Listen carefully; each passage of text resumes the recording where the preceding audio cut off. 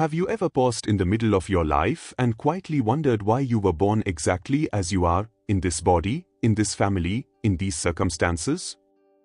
Why do some people seem to arrive in the world surrounded by comfort, while others are born into struggle? Why do certain patterns repeat again and again, not only in your own life but across generations? Are these things accidents of chance, or is there a deeper intelligence quietly guiding every soul? From the ancient yogic teachings comes a gentle but powerful answer: nothing in this universe happens randomly. Your birth was not a mistake, and your life is not a coincidence. Long before you took your first breath in this body, your soul was already on a journey, carrying memories, tendencies, desires, and unfinished lessons from other lifetimes. Just as a student returns to school to complete what remains undone, the soul returns to earth to continue its growth. Many people fear the idea of rebirth, imagining it as a kind of punishment or judgment. But the yogis teach something far more compassionate. Rebirth is not a sentence, it is an opportunity. It is God's way of saying, try again, learn more, love deeper. Each lifetime is a chapter in a much larger story, written not by fate alone, but by your own thoughts, choices, and longings. The most important question, then, is not whether rebirth exists, but this: what determines the direction of the soul's next step? What invisible forces shape where, how, and why the soul is born again? When you understand this truth, you no longer live as a victim of life. You begin to realize that every thought matters, every desire leaves an imprint, and every moment is shaping not only your future, but your eternity. To understand what determines the soul's next birth, we must first understand who we truly are. According to the great yogic masters, including Paramahansa Yogananda, your real identity is not the body you see in the mirror. The body is only a temporary vehicle, borrowed for a short journey on earth. It is born, it grows, it changes, and one day it is left behind. But the soul, the true you, was never born and can never die. Think of the body as a garment worn by the soul. When it becomes old or no longer useful, it is gently laid aside, and the soul continues onward. Death, then, is not an ending, but a transition. Just as you remove your clothes at night and put on fresh ones in the morning, the soul steps out of one body and awakens in another.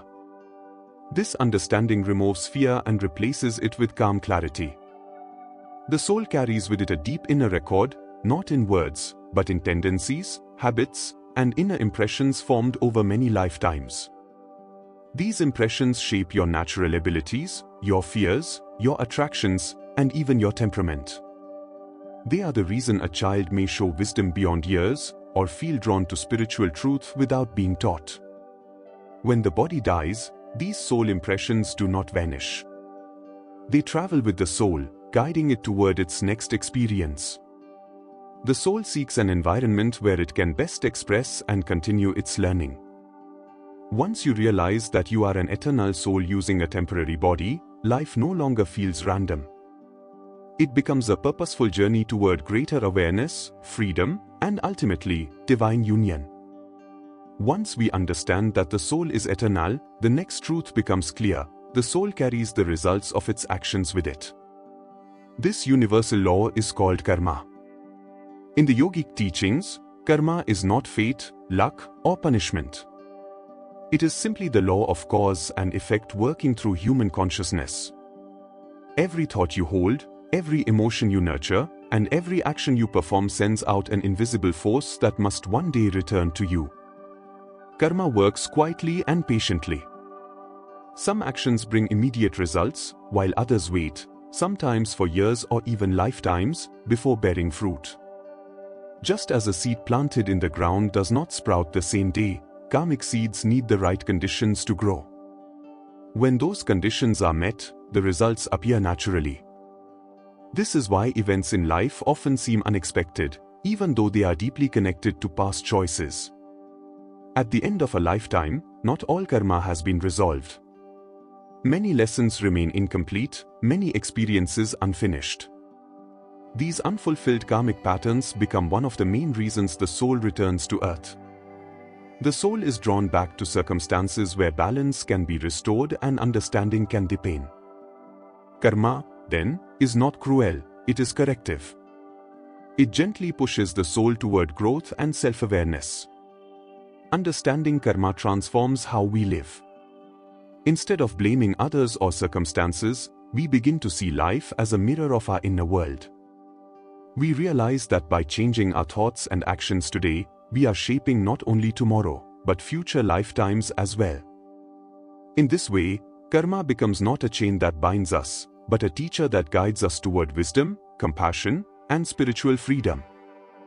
Beyond karma, there is an even more powerful force that shapes the soul's next birth, and that force is desire. The yogic masters teach that desire is the hidden engine behind human life. It is desire that moves the mind, directs the will, and silently pulls the soul toward certain experiences. While karma records what we have done, desire reveals what we still want. Every desire creates an attraction within the soul. Some desires are light and passing, while others are deep and strongly rooted. These deeper desires do not disappear at death. When the body is left behind, the soul carries its strongest longings with it, just as a dream continues while the sleeper changes position. The soul is naturally drawn to environments where its desires can find expression and fulfillment. If a person lives absorbed in material pleasures, status, or control, the soul remains bound to the material world and returns to it. If the heart longs for knowledge, service, or creative expression, the soul is born where those qualities can unfold. And if the soul's deepest desire is for God alone, it begins to rise beyond the need for rebirth. As Yogananda taught, the soul is not pushed into another life, it is pulled by its own attractions. This truth gives great responsibility and great hope. Desire can bind, but it can also liberate. By refining our desires, by replacing restless craving with higher aspiration, we change the direction of the soul's journey. When desire is purified and lifted toward the divine, the soul slowly loosens its attachment to earthly return and moves steadily toward freedom, peace, and ultimate union with God. The ancient scriptures place great importance on the final moments of life, because at that time the mind becomes deeply focused and intensely powerful. According to yogic wisdom, the state of consciousness at the moment of death plays a major role in shaping the soul's next experience. Death is not a sudden collapse into darkness, it is a transition guided by awareness. The thoughts that arise then are not new, they are the natural result of what the mind has practiced throughout life. Throughout your lifetime, you train your mind every day. Whatever you think often, whatever emotions you return to again and again, slowly become habits of consciousness. At the time of death, when the body can no longer support the mind, these habits surface automatically. A peaceful, loving mind tends to pass peacefully. A restless or fearful mind carries confusion forward. And a mind centered in God naturally moves toward higher states of existence. This is why the yogis emphasize meditation, prayer, and self-discipline. These practices are not meant to reject life, but to prepare the soul for clarity at its most important moment. Meditation teaches the mind how to withdraw from the senses and remain calm and aware, even as the body grows still. In this way, death becomes a conscious passage rather than an unconscious fall. When a person learns to remember God in daily life, remembrance comes naturally at the end. The final thought is not forced, it is revealed. By living with awareness now, you shape your awareness then. In this sense, every moment of life is a preparation for the soul's next step, and every calm, loving thought brings the soul closer to freedom. Many people carry a hidden fear that the soul is judged or condemned after death, as though an external power decides its fate. But the yogic teachings offer a far more compassionate understanding. God does not sit in judgment over the soul, rewarding some and punishing others. God is love itself, and love does not condemn. Instead, God allows the soul to learn through experience, guiding it gently toward wisdom and self-realization. Every soul is given free will, and with free will comes the responsibility to choose. When those choices lead to suffering, it is not because God has punished the soul, but because the soul has temporarily moved away from harmony. Pain, in this sense, is not cruelty, it is instruction. Just as a child learns not to touch fire by feeling its heat, the soul learns through the results of its actions. Rebirth is therefore not a sign of failure, but of divine patience. God does not abandon the soul when it makes mistakes. Instead, He offers another opportunity, another lifetime in which to grow, to correct, and to awaken. Each return to earth is an expression of God's faith in the soul's potential to remember its true nature. When this truth is understood, fear begins to dissolve. Life is no longer a courtroom, but a classroom. God is not a distant judge, but an ever-present guide, quietly leading the soul through experience toward freedom. The more the soul learns to listen inwardly, the more clearly it feels this guidance. And with each step taken in awareness and love, the soul moves closer to the day when it no longer needs to return, having learned the lessons of the world and rediscovered its unity with the divine. The most hopeful and empowering truth of all is this: the future of the soul is not fixed. What you think, feel, and do in this very moment is shaping what comes next. According to yogic wisdom, every sincere effort towards self-improvement weakens the hold of past karma and lifts the soul toward higher awareness. No step taken in the direction of truth is ever wasted. The path forward begins with conscious living. Right actions purify the heart, loving service softens the ego, and self-control brings balance to the mind. When you choose kindness over anger, honesty over fear, and compassion over selfishness, you are quietly rewriting the soul's destiny. Each such choice lightens the inner burden that binds the soul to repeated birth. Meditation plays a central role in this transformation. Through regular meditation, the soul learns to detach from the restless demands of the senses and turn inward toward peace. As inner stillness deepens, desires lose their grip, and the soul begins to remember its true nature beyond body and mind. Devotion to God further accelerates this process, filling the heart with love that dissolves fear and attachment. When the soul fully realizes its unity with the divine, rebirth is no longer necessary. This state is not escape, but fulfillment, a return to one's eternal home. Until that realization dawns, every moment remains precious. You are not waiting for a future life to evolve, you are evolving now. By living with awareness, love, and devotion today, you prepare the soul not only for a better next birth, but for ultimate freedom itself. As we come to the end of this reflection, take a gentle moment to feel the deeper meaning of what you have heard.